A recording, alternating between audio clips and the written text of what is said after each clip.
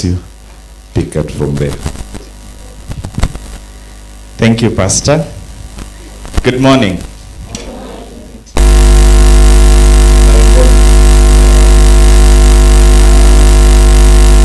Thank you so much, Pastor. Sorry for coming in a bit late.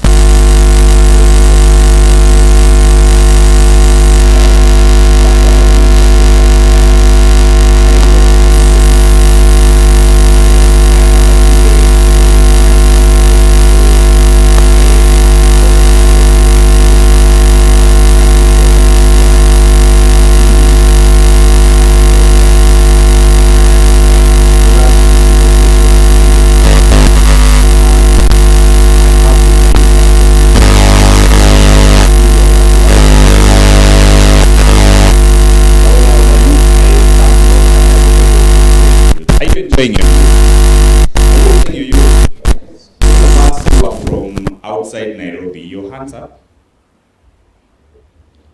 Wow, that's a huge number. I hope you're having a good time. I hope you enjoyed your road trip to Nairobi, and I hope you're making new friends in the crowds you've met here. Is that so? Are you making a good network? If I live here and I go to any country in Africa, I'll be hosted by a friend. And those friends, I met them during youth conferences. They are not bad friends. They are good friends because I met them in church. I met them during youth conferences. And I brag about that because I have friends whom they travel from one place to another and they struggle. How do I get, when I get to this place, nitakula wapi, nitalala wapi, how do I even get my way around? But even the places that I don't know people, I will still call my friends and ask them, do you know anyone here? And they'll be like, yes, you can meet someone from our church, and they will show you around. And I have a good time, and I make a new friend. So I hope when you're here, you're not just seated here, you've not just learned the person next to you, but you're also maximizing to know more people. See, when you ulikuja now, the ones that you found here from other places. I have known Pastor Ken for a while. We've worked together in the community. And I have been looking forward to this moment, to just come and talk to the people in the True Light Church. And today I have the opportunity. And even as we talk about mental health today, we'll be talking about a little bit more other things. So do not worry about the flow of the thoughts or the flow of the issues we'll be talking about, but make sure you just grab a thing or two. Anytime as we continue talking, if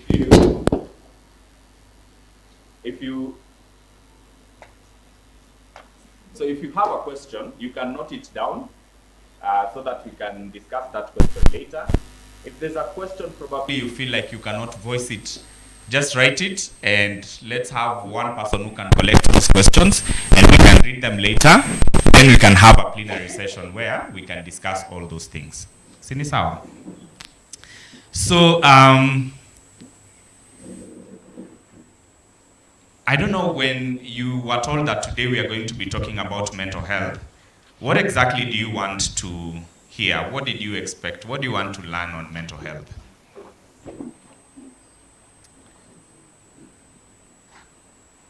My name is David Mwenga. I'm a clinical psychologist by profession and a mentor for the youth. I'm also a Christian. I love God, and God loves me so much. Yeah, what did you have as an expectation to learn about mental health? What questions do you have about mental health? Yes, there's a question, or there's a point up at the back.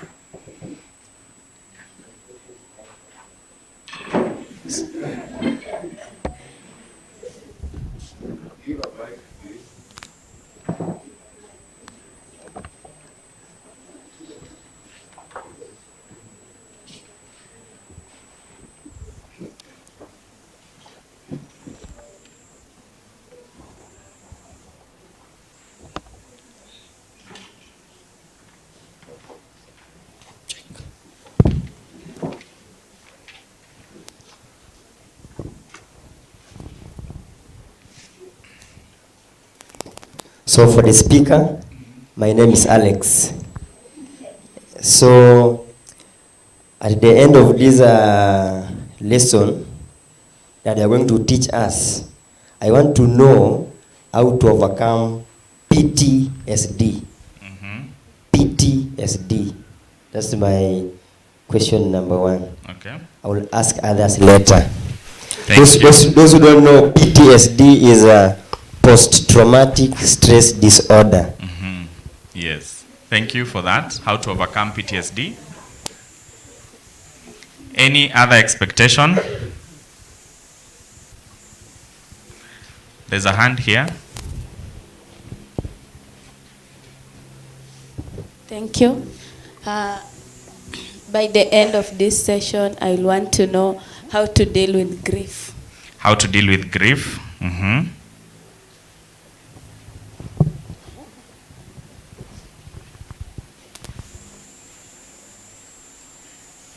Yes, there's a hand at the back.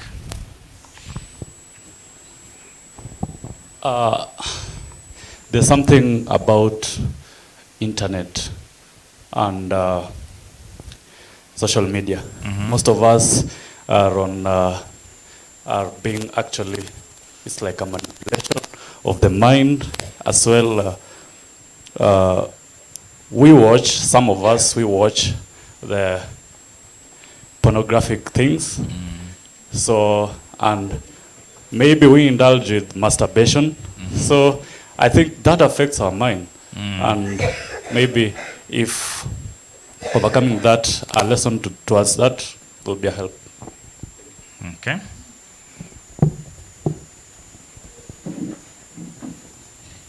Okay, I would love to know how do I have a healthy mental state, like generally. Yeah. Okay. This is my first expectation, how to handle a heartbreak. Thank you. Mnacheka? Tukianza kuongea hapa about heartbreaks. Najua vile tutalia hapa karibu church yote. Lastly, for example, those people who are genius, I know they think a lot. Yes. So is it a disorder?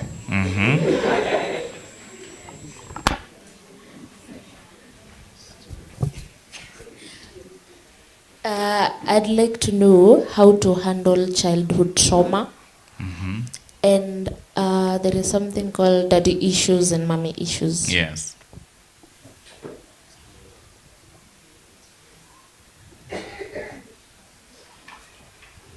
Okay.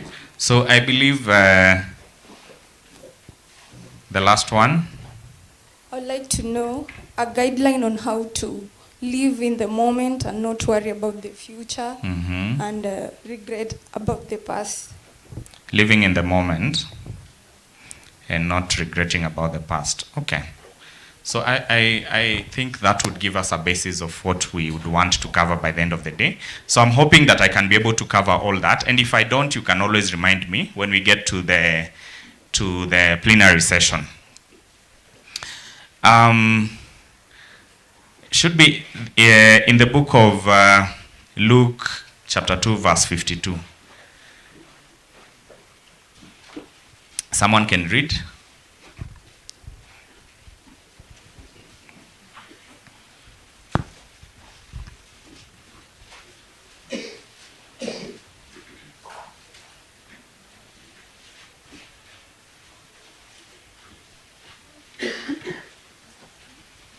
Someone? Luke 2:52.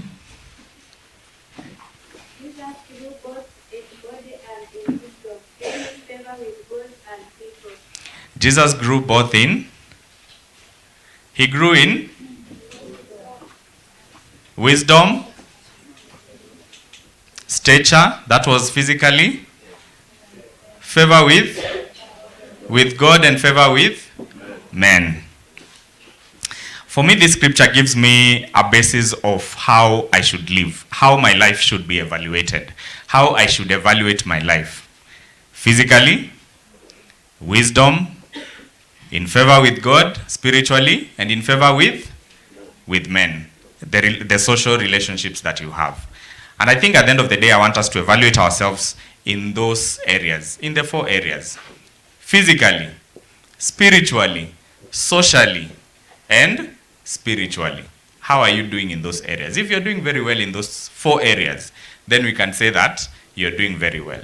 If one part is not doing well, then the rest will be affected. If you're not well physically, can you worship God well?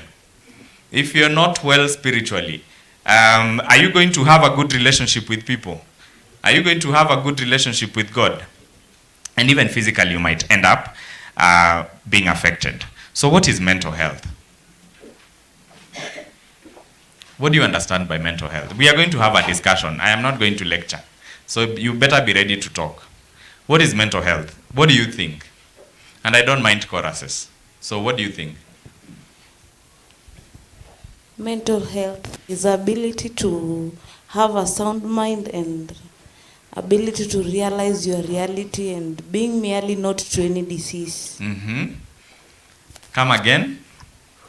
Mental health, it is being in a state of a sound mind and being in reality state and able to think and not being merely to any disease. Amen. Thank you.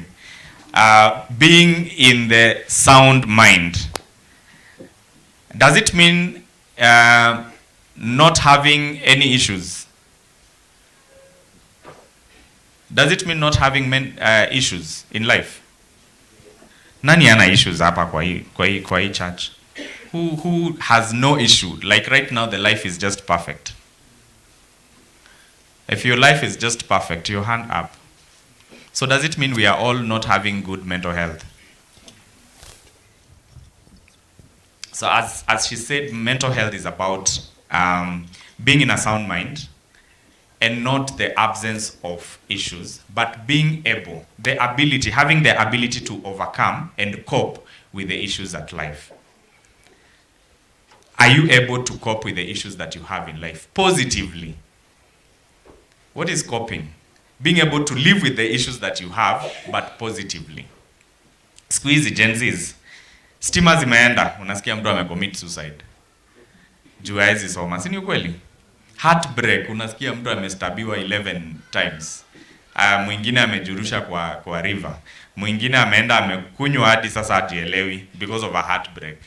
And then the question is, that was just the first heartbreak. How many heartbreaks are you waiting before you get the right person? So utakufa mara ngapi before you get the right person? Yeah. So mental health also talks about emotional intelligence. What is emotional intelligence? Emotional intelligence. What is emotional intelligence? Yes. Emotional intelligence, this deals with feelings of something. Yeah. How to deal with your emotions, your feelings, and being able to control them and not to allow them to control you. Be it a good emotion, be it a bad emotion, how are you able to manage that? So,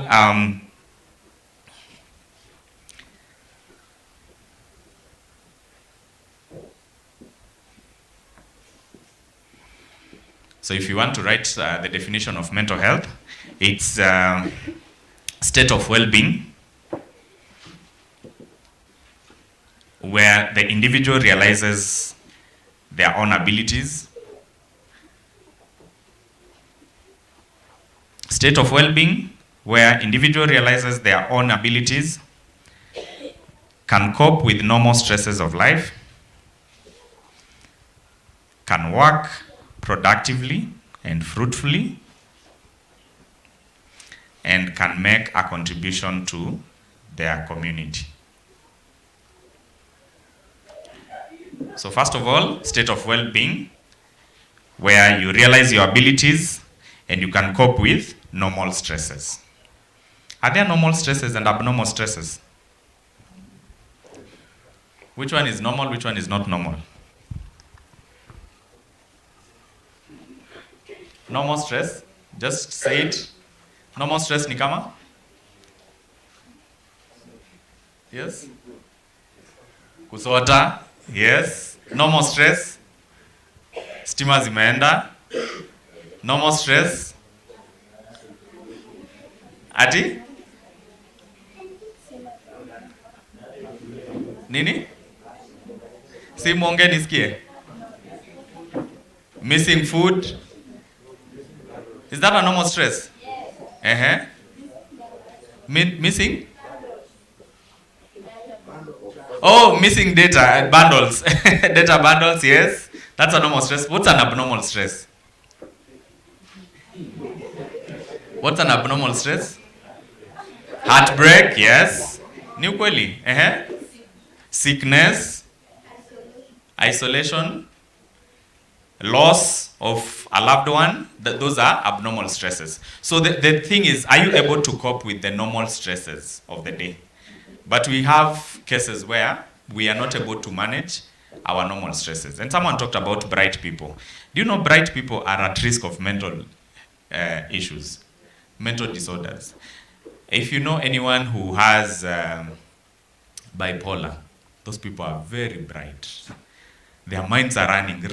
They're thinking about 20 things at a minute, in every minute. And sometimes they're not able to cope with normal stresses.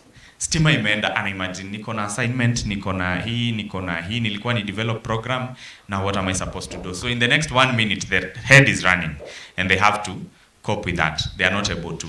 I'm not saying that bright people are bad, but they're just at risk of mental issues, because if they don't learn how to manage their thoughts, there are many thoughts at a minute, then they end up, ends up affecting them, and they might develop mental disorders.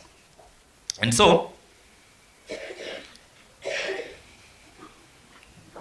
when you look at statistics, says that 1 in every 4 Kenyans, 1 in every, mkijesabu hapo watu 4 mtu mmoja has suffered from a mental illness at one point in their lives. 1 in 4. In Kenya, we are not talking about globally. So ni nani huyo kati yetu? You're either that person or your neighbor. Okay? And we've talked about, could be stress, could be depression, could be PTSD, as someone has mentioned, could be any other mental illness. But someone has suffered mental illness at one point of their lives. And Kenya was recently ranked number 4 in Africa with mental illnesses, where 1.9 million people were diagnosed with mental illnesses. Na hii si ile sasa tunasema normal stresses. Hii ni ile mtu amepelekwa hospitali, amekuwa diagnosed, akasemekana wewe uko na depression and you need to be put on medication. 1.9 million. Ranked number 4. Okay? What are the common issues? We have depression, anxiety, and alcohol and substance abuse related illnesses. Depression, anxiety, and alcohol and substance abuse related illnesses. Why is that so? Yes? Poverty. Poverty is not a mental illness, but it's a cause, it's a factor that would contribute to mental issues. Okay? Then 6 out of 10 mental illnesses are among the youth. Out of the 1.9, 6 out of 10 are among the youth and adolescents. Wenye tuko hapa. So ile yenye tulikuwa tunasema 1 out of 4, sasa ni 6 out of 10. Ukiangalia tena watu 10, 6. And that is above 50%. That's around 60% of the youth population. They have mental illnesses. Why is that so? Why is that so? Kwa nini? Why are we depressed as youth? And we have most energy. We still have support. Like most of us were paid their fare by their parents to come. Yes. Ulilipiwa fare ukakuja hapa. What is the problem? Tunapea moyo kazi ingine badala ya kupump damu. Sindio? Their hands at the back. What is the problem?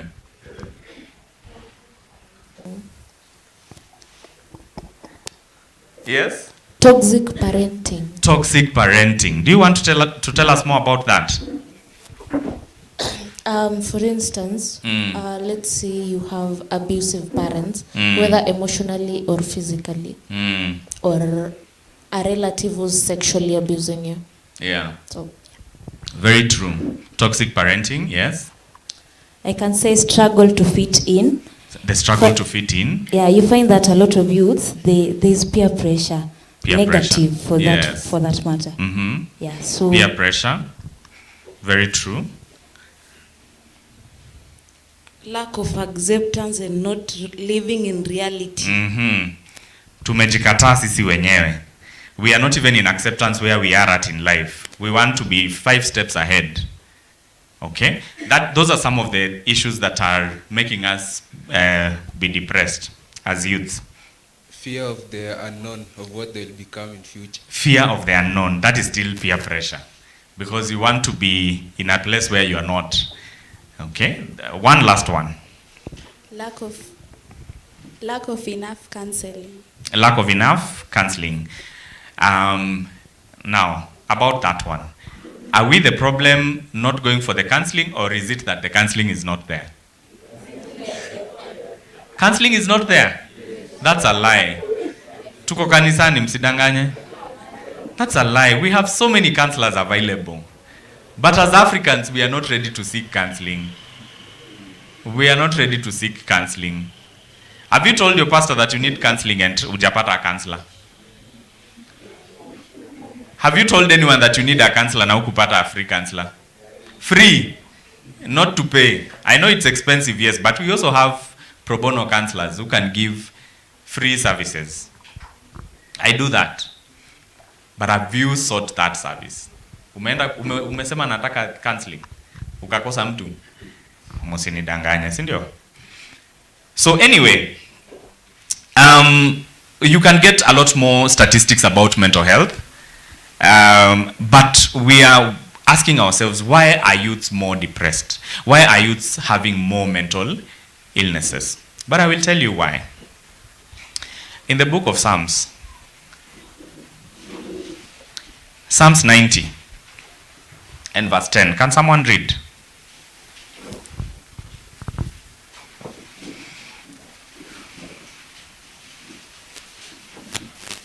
Psalms 90 verse 10.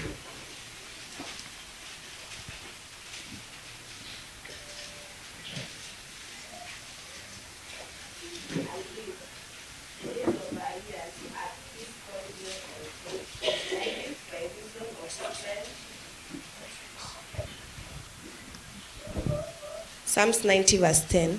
The days of our years are 60 years and 10. And if by reasons of strength they be 80 years, yet is their strength labor and sorrow.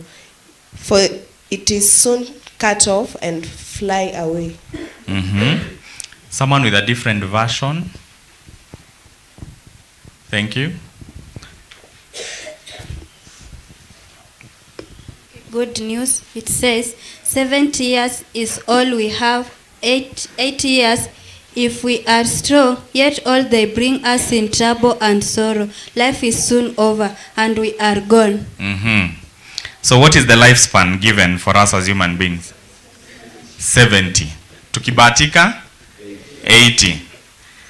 And in the current generation, what is the current lifespan? 30, 40. Tunafika 70. 60. Alafu Biblia inasema kama utabahatika kufika hizo siku za mwisho zitakuwa aje? Ziko na issues too. Those of us who have their parents who are above 50 years, not even 50, 45 years, your hands up. If your parents are above 45, And if your parent ana mahali huwa kuna muuma, ana mahali ana complain about their body, put down your hand. No, our hands are still up. Those are our parents that are above 45. Kama mzazi wako akona mahali tu kuna msumbuanga, hata kama ni magoti, mgongo, put your hand down. Only 1 or 2 people, their parents are still healthy. And that is the reality of life. So, out of this, let's work with the 70. Because that is what the Bible has given us. Out of the 70, how many years are you in school? How many? Primary, high school, college. Ile sasa unasema sasa, sahi mimi niko hapa nje, mimi ni raia. I can manage myself. How many years? How many? 20. 25. 23. Someone can be doing that maths for me somewhere. So out of 70 tumetoa 25. Tumebaki na ngapi? 45, Okay. Now, out of the 45, immediately after college, do you get work? Do you get to work and be stable? So how long will it take you to be stable? Another? How many years? 5, 6, sindio? So minus 5 years from 45, we have 40. Okay. So during those 40 years, in those 25, are you married?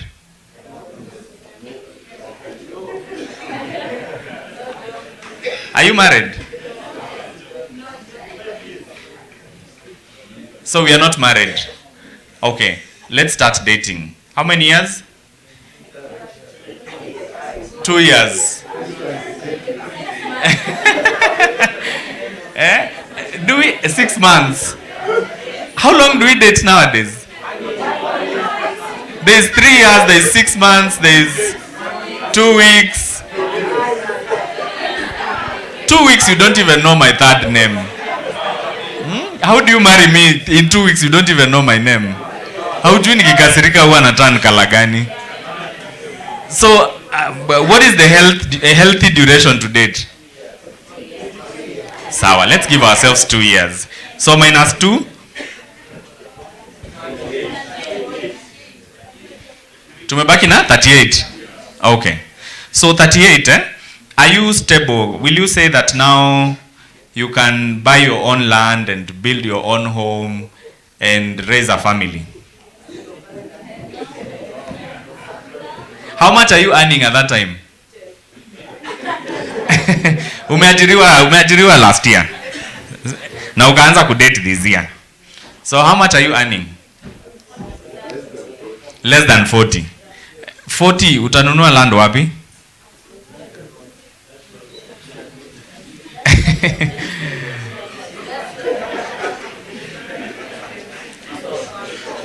How long?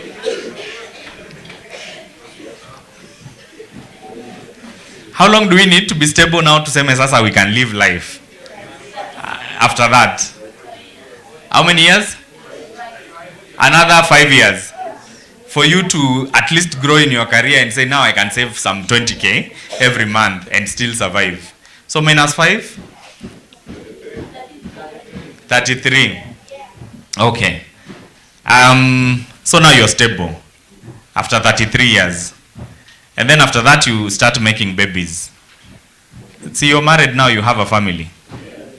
How many kids do you have? 7. Na hii nini utumia Ruto? How many kids? 2, 3. Sawa, 2, 3 I will approve. Yeah, but 5, 7. Hapo utajitesa. So how long does it take again to have those 3 kids? 7 years. Minus 7? 26. Okay.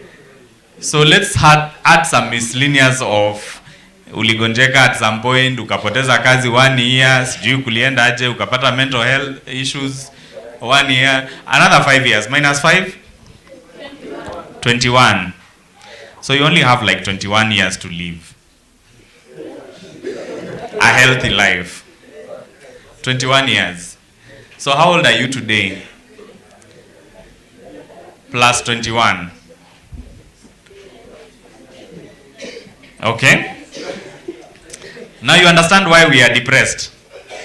Because at some point, even myself, I have found myself wanting to do my undergraduate and my master's and my PhD at the same time. Nimalize nifanye crash program so that I move to the next stage of life mbio mbio.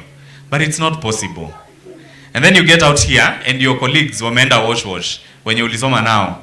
Ana drive Range Rover na uko hapa hata baiskeli huwezi afford.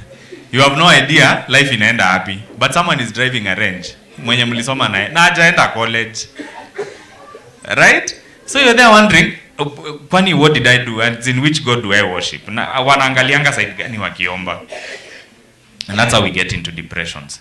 Because we want to be someone else. We are comparing ourselves with other people. We are giving ourselves pressure. We are counting days in our life as if we are God. And God knows what is happening today, what is happening tomorrow. You're only supposed to live today. But does it mean that you should not make efforts in life? No. You should always make efforts in life. But when you're making that effort in life, you should also be sober to realize that I am doing my best and God is in control. And if God has a plan, what does the Bible says?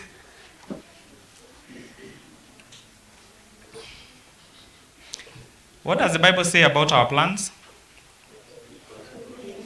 He has good plans for us to give us a hope and a future, right? Yeah, so it's God's work to do that, to give us hope and a future, and not us to do it. So the heaviest burden we have are the thoughts in our minds. Our brain is usually like the control of everything that we do. And the biggest burden we have is in our mind. Let's say, for example, tumekosana mimi na wewe. And you take it to heart. And you can't sleep. Because tumekosana. Either nimekuslice, nimechukua manzi yako.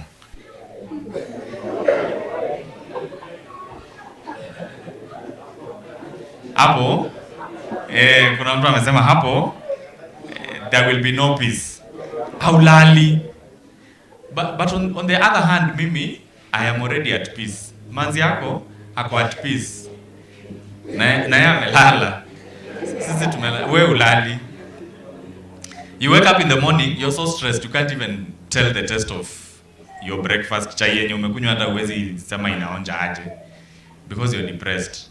You go to school, you can't even learn because you're still wondering. Aki, umse yani alipita tu na manzi yangu hivyo tu. What have I not done right? What have I not done for this girl? Those are the questions we ask ourselves, Sindio? How about that person who decides that, okay, you've decided that that man is better than me. You can move on. I wish you the best. And I'll work on getting another person.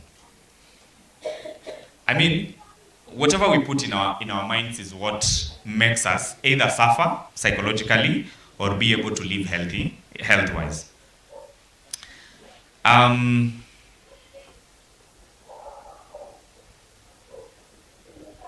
There are some factors that contribute to our positive or negative mental health. And one could be a personal or social factors. One, like our previous life, growing up. How you grow up, we are usually a sum. A sum is total.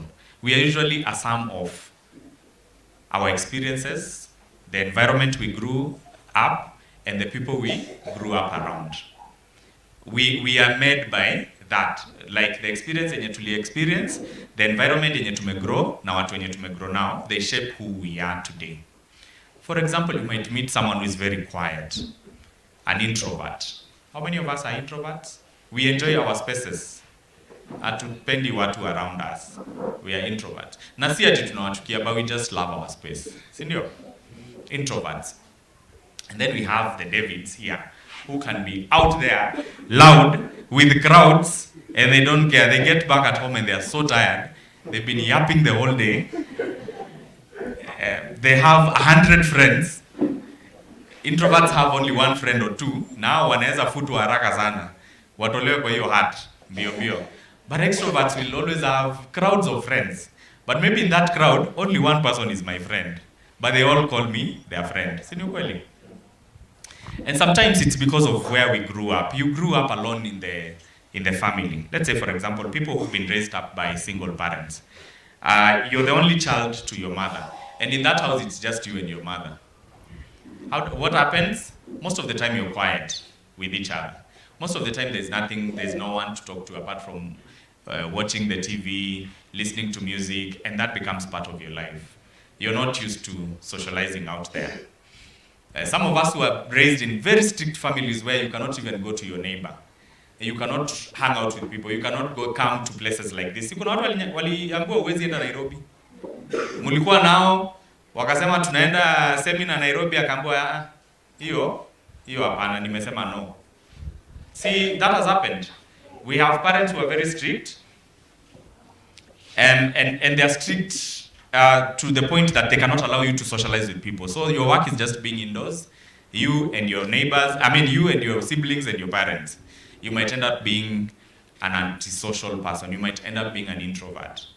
While on the other hand, if you are given some freedom to be out there, you learn how to interact with people, you learn how to fight with people, you learn how to make noise, you become an extrovert. Or sometimes life experience as you grow up. Sometimes it's also life events. Something might happen in your life. If you've met people who've lost their loved ones, that person lost their two parents shortly after they were left by their grandparents. They were left with their grandparents, and then shortly after the grandparents also died, and now they are left on their own, or they are picked up by an uncle. That uncle goes and abuses them sexually. What kind of a personality will that person have? Also a withdrawn personality. Hata kwa naogopa watu kwa sababu anytime I socialize with people, they either die or they abuse me. So I'd better be alone. Personalities. If you've experienced that, I'm sorry, but that shapes who we are today. Or sometimes you might be an outgoing person, and then one time you have a very bad road accident, and you're like, I am not traveling again. So people think that you don't love traveling, you don't like being out there, but it's because of that life event that has happened. Traumatic incidences that, like we've talked about. Someone talked about toxic parenting. Your parents abuse you so much to a point that you end up even hating yourself. You end up feeling like you're not worthy. You end up feeling like you're a bad person because every time someone keeps on telling you that you're bad. In school, thank God today you guys have friendly teachers. When we schooled, our teachers called us names. Our teachers called us names. And you would go home wondering, am I that cow? Because leo umeitwa ng'ombe mara sijui ngapi, and you even feel like now you even have horns when you're going home. So the other day I was talking to a friend of mine who is a teacher, and I was asking them, it was just a random question, how do you deal with your stress? And this guy was telling me, Mimi, nikipata stress, I just go to my students and tunachapa story. I'm like, wow, unatoa stress na students. Me, during my schooling, there was no kuchapa story na mwalimu. Mwalimu was an enemy of the student. So ulikuwa unaona mwalimu hivi unaenda hivi. And here you are, today unatoa stress na students. I'm like, okay, that's a healthy place that we are in. But those traumatic incidences, sometimes absence of support. Absence of support. The men in the house. How many of you have two male friends that are your confidants? Confidant, I mean, mtu mwenye unaweza ambia your issues as they are, as raw as they are. How many of us have those two? Two. Okay, one. You have a confidant. Mwenye anakujua kabisa. Leo tukimuuliza tuambie dhambi za umse, atatuambia zote. How many of us? Men. Only two. How many men are we in this house? Okay, men and boys. Men and boys. How many of us have two very close friends who know us in and out? Still the same hands. Okay, girls and women in the house. How many of us have two confidants in their life? Wenye wanakujua. And that's why we are depressed. That's why we are depressed. You're dealing with your issues alone. And sometimes, you might be so much depressed over something, and when you talk about it, you realize actually it was not an issue. You're the one who was making it an issue. So what support do you work with when you're having issues in life? What is your support if you don't talk about your life? What is your support? Status. Unaweka kwa status. Alafu tukishaweka kwa status, how do we get support from there? And the viewers, we get 150 views, likes and all, and then we are good to go. Really, we need support. If you don't have support, you end up feeling a huge burden that you feel like the world is coming down. You feel like you're carrying the whole world on your shoulders, but you only need to talk to somebody. If Jesus himself, do you remember when Jesus was facing his troubles, when he was just about to be arrested and to be crucified? What did he do? What did he do? Jesus was overwhelmed. And he was imagining what he was going to face. As much as he was God, he talked about it. He talked about it. And he said it's overwhelming. And at some point, he even talked to his father and told him, you know, this cup, if it's possible, take it away from me. That is Jesus. So who are you? Not to be overwhelmed. Na bado tumeona tuko na 21 years, zenye bado tunaendelea ku chop, tunaendelea tukizigawagawa hapo. And even as we were talking about those 21 years, it's also another point to tell you that you don't have time to enjoy life and beat around the bush and just sit there. You need to plan your life. The Bible says our days are numbered. So have you numbered your days? What is your plan about life? You need to have projections. You're in school and you don't even know what you want to do in life. What is your career path? I mean, have a goal. Where was I before I went there?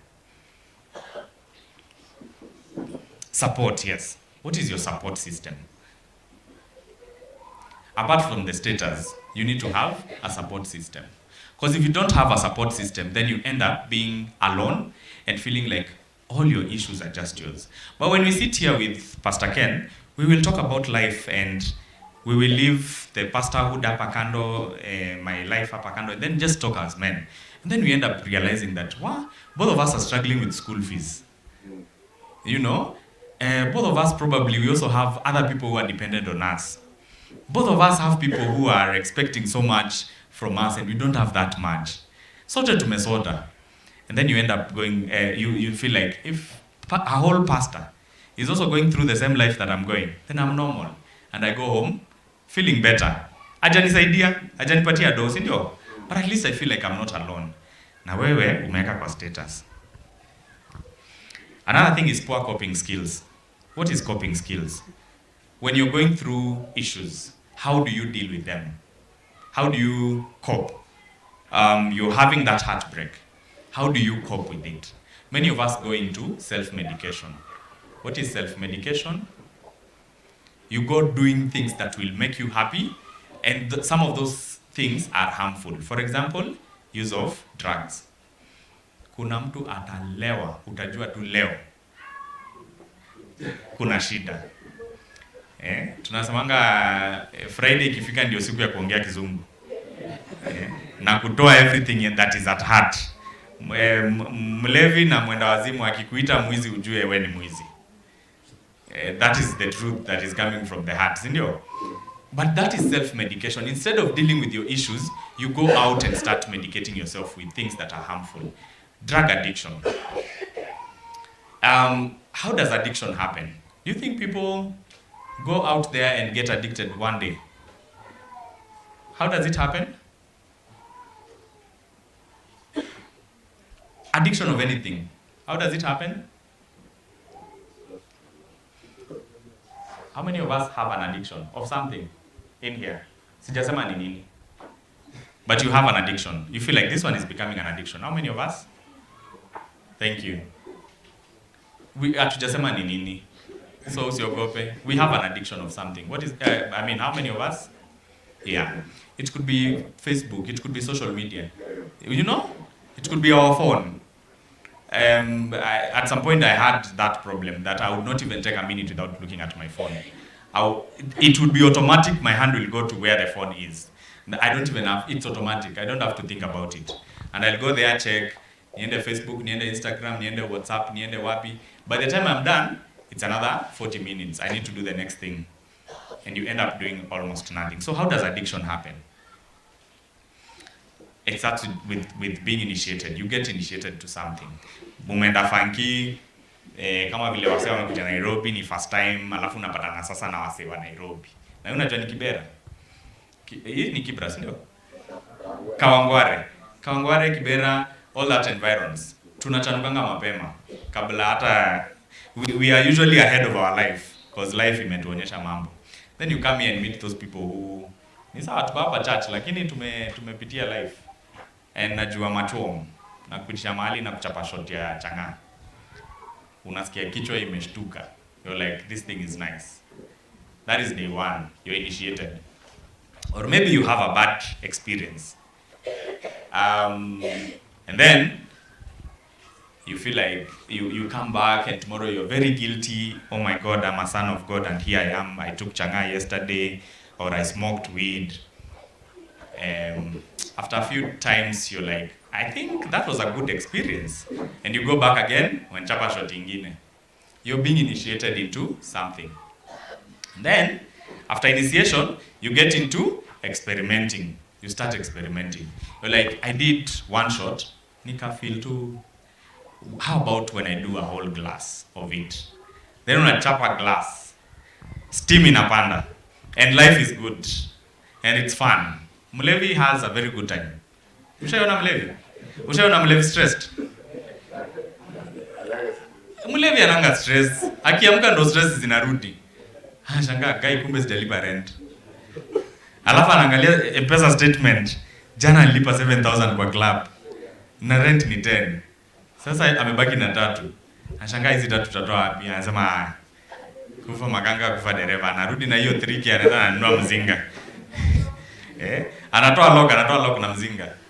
Anarudi na back to zero. Then anaamka amekula rent yote. Ana realize kimeumana. Anaenda anafuliza kingine. Anatoa lock na mzinga tena. 3 days are down. Hajafanya anything. So you get into experimenting and you do things that, so what happens when I take a whole glass? And then you realize it was fun. Then you end up taking a whole 2 glasses, 3 glasses, and now you become used and it becomes normal. Then after it's become normal, then you get to a point where now you get to dependence, not even addiction. Dependence is where someone cannot function before taking that thing. Ushaiona walimu wenye haezi kufunza kama ako soba? Lakini akichapa tu kidogo, they don't even need that manual to look at it. Zina flow. Si ni kweli? That is dependence, imagine. It's not a good thing. It's dependence. And that person cannot function without it. Lazima achape, ndio aamke, kichwa ifunguke. Then anaweza kumbuka vitu zenye anafaa kufunza. Akiwa soba, anakaa mjinga. Hana story, ajui aseme nini, akumbuki chenye anafaa kufunza, lakini mchape short. Anaamka, anafunza. Some of us could be in that state where we cannot function without something that we are used to. And nowadays, it's so unfortunate that your world is running so fast. Such that the way we used to take drugs is not the way you guys are taking drugs today. It's new kweli. New kweli. How are we using weed today? We don't smoke weed, right? What do we do? What do we do? Edibles? Zingine zinasiagwa kaa unga, unaweka kwa githeri kama karipoda. Si ni kweli? Others are sniffed. I mean, you in a siagwa, it's extracted like an oil. Then you can take that oil, you can sniff it. There are many ways that you can do that. And nowadays I hear there's something called butt charging. What is butt charging? Butt charging? Butt charging? What is butt charging? People are taking drugs through their butts, in their back. They make pills, insert them in their back, and the drugs can just get into the system. Sisi tuko hapa tumekaa tujakuona ukikula anything, but tukiamka hapo wewe ni mlevi. We are wondering what is happening. People are taking alcohol in the same way, through the same method. People are taking weed, cocaine, all that. They use it. And after getting to dependence, that is when now you get into addiction. So when you get to the addiction is where now the system is the one that is now asking for that, what you have been using, and you can't control that. Anytime you do not have that thing, then you have withdrawals. What are withdrawals? Mwana mtu wachanga akishake mkono. Haizi shika kikombe vizuri unampatia haizi kunywa chai because ya kushake. Those are withdrawals. It is the system now. You can't last without the drug that you've been using. So either alcohol, either weed, or whatever it is, that person cannot survive without it. Na dawa ni hiyo kitu yenye anatumia kama ni pombe ama ni whatever it is. So one time I was working in the community in Kericho, and there was a new DO who had come in place. And he came and said, hizi changa zote tunaziban na tunashika walevi wote. So he went into a changa den and arrested the people who were there. Akawapeleka kwa seli.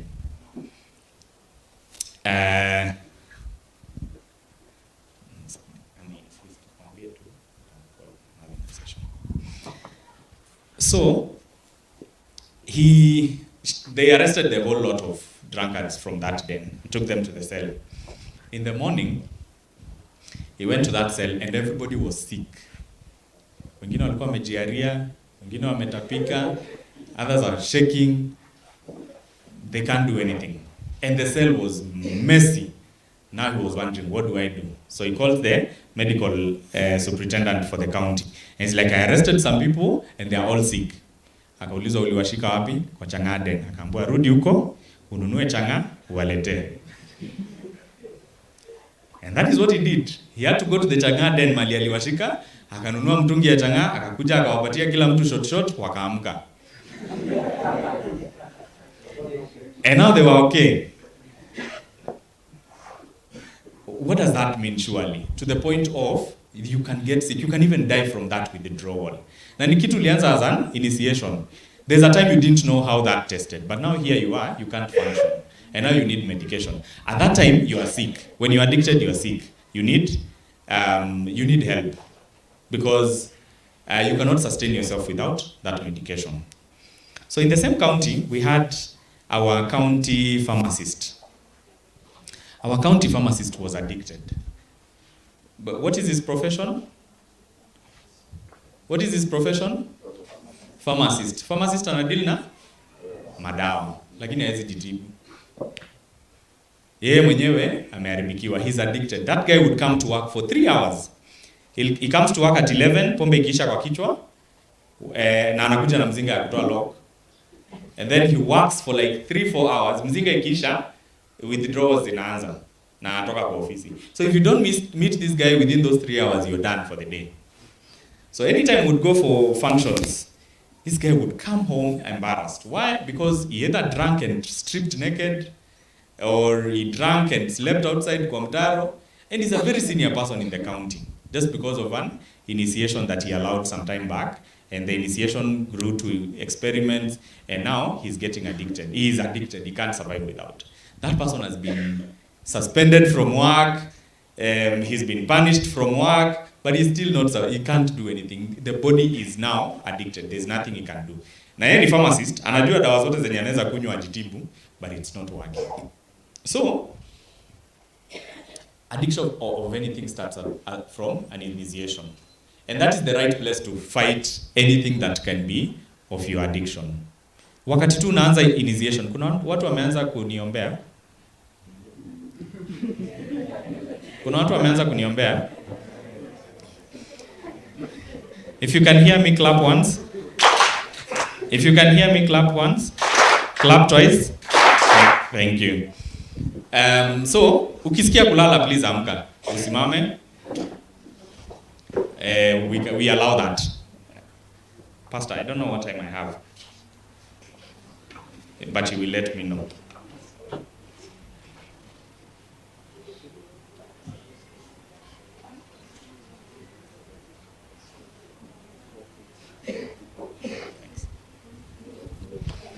So that's how addiction happens. And when you get into addiction, then it becomes a disease.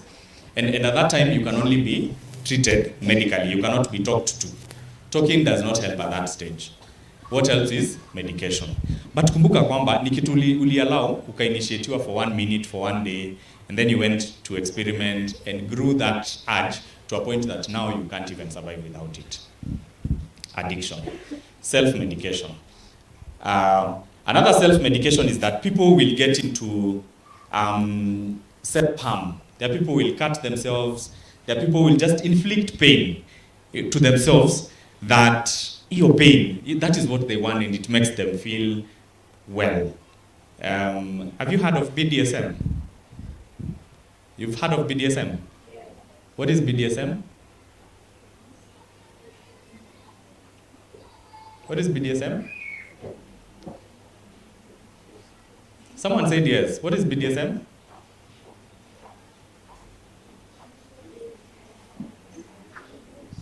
What is BDSM? Someone speak. We all know these things. Submissive and bondage. People who want wateswe, who are chape. And that's associated with sex. When they're having sex, they want it painful. They want to be beaten. They want to be tied. They want to be inflicted for them to enjoy sex. It is not a normal thing. It is not a normal thing. It is because of trauma that people have had, and they are self-medicating. They love pain because they are used to pain. Now we know. After nimesema hivyo, now we know. Hatukuwa tunajua, lakini sasa tunajua. Yet we knew. And it's because there are people who cannot even be in a normal relationship. Kama hii relationship atupigani, it's not sweet. We need to be fighting. Si ni kweli? Kuna watu wako dramatic tu. You're doing your best to make this relationship work, but ameleta tu my issues zenye hata haziko. Umetoka job saa ngapi? 6. Na saa hii ni 6:45. 45 minutes umekuwa wapi? You know? And it becomes an issue. They just want a fight. Like that is the normal place that they're supposed to be. So, we need to have better coping skills, because we need to know how can we be in a bad situation but still live a normal life and cope well until that season is over, because life is just full of seasons. And sometimes where you are, you might be getting to a worse season or a better season. But the question is, do you have the energy, the stamina to be in a worse situation than where you are today? Sometimes it's about resources, like someone has said, poverty. Sometimes it's about personal health related issues. Someone could be having a chronic illness. Someone could be, having issues with their health, and that can cause stress. Any questions up to this point?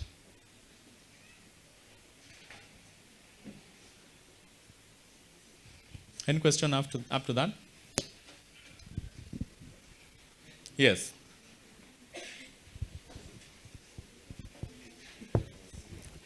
Can discrimination cause stress? Can discrimination cause stress? What do you think, guys? It can, eh? How?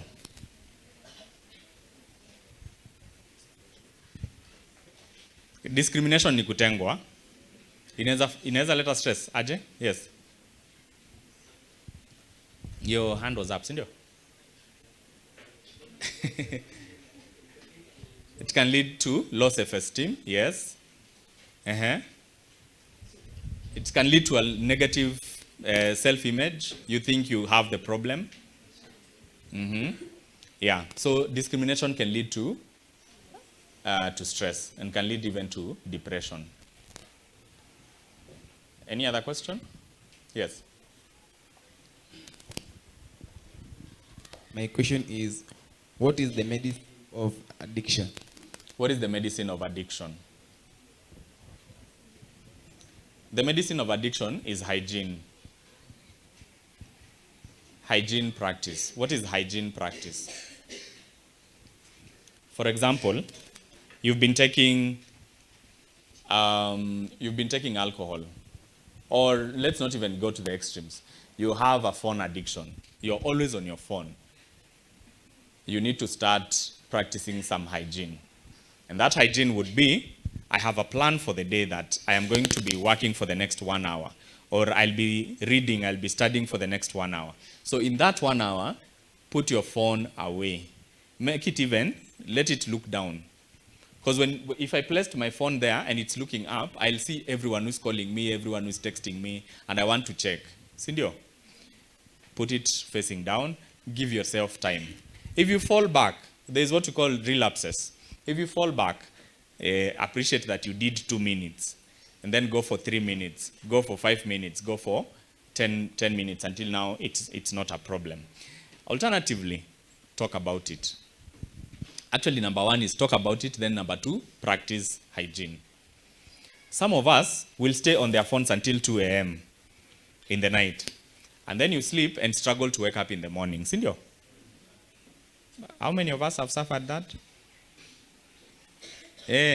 Uko kwa simu, uko kwa TikTok mpaka saa 8 usiku, and then in the morning una struggle kuamka, alafu unasema uko na shida ya usingizi.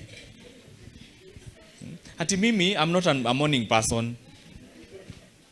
You are not a morning person. You are a morning person. Ni wewe unalalanga asubuhi badala ulale usiku. So if you have that problem also, put yourself in a hygiene practice.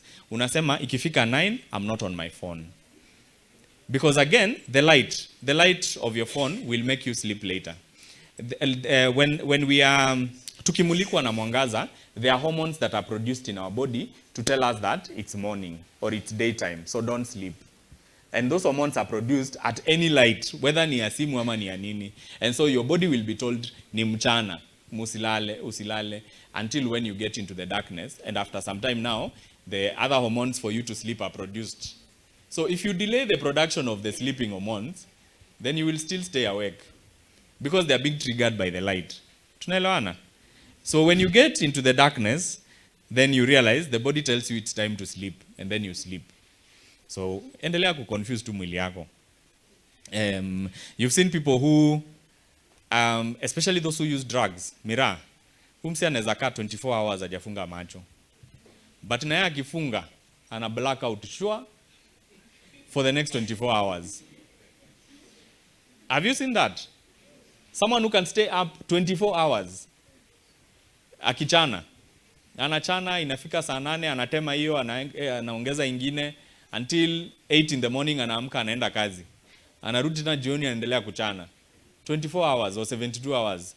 Lakini na yeye akianguka, anaenda. Addiction. So hygiene, talk about it for help. And if hygiene does not work, then you can always seek medical attention. There is medication for any addiction. You can be put, if you are struggling to sleep, you can be put on sleeping pills prescribed by the doctor, by a psychiatrist, not you, not the pharmacist at the pharmacy.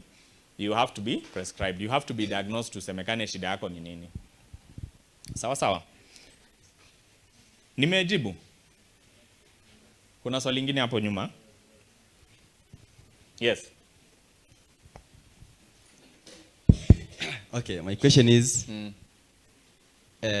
what is my role in ensuring that my friends or people around me, I don't put them in a mental situation that is not good? For example, if I am dating, let's say my friend here is dating. Alex? Yes, Alex is dating. And he wants to leave him. What is the way in which he'll do it so that it doesn't hurt her?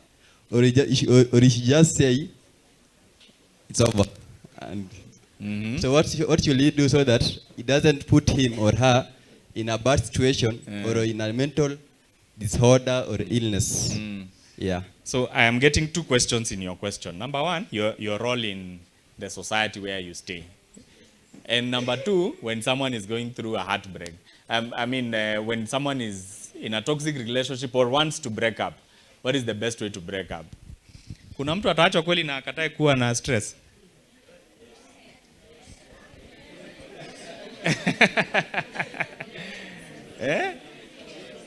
Huyo mtu labda hata yeye hakuwa amependa. Alikuwa hata yeye anangoja, when will this day come? Yeah. One time I was dating, and we went for our discipling session with my fiance that time, and I went knowing that today I want to break up. So I went and we sat down, the four of us, with our disciples, and I said, I think this thing is not working, so I came to say that I would want to take a break from this relationship. And my girl here said, I actually came also to say that I am not for this relationship. And I was confused because I was expecting that tutapigana hapa, tusaidiwe, but the session is going differently.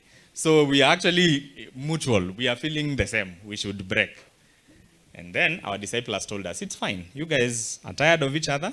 So what you do, give yourself a break of a whole month. Don't talk to each other. Don't call. Don't text. Don't see each other for just 1 month.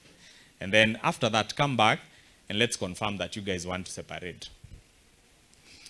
And we went home. I was very happy that I don't have the responsibility. Wanaume, when you're dating, do you feel the pressure of you have to talk to somebody every day?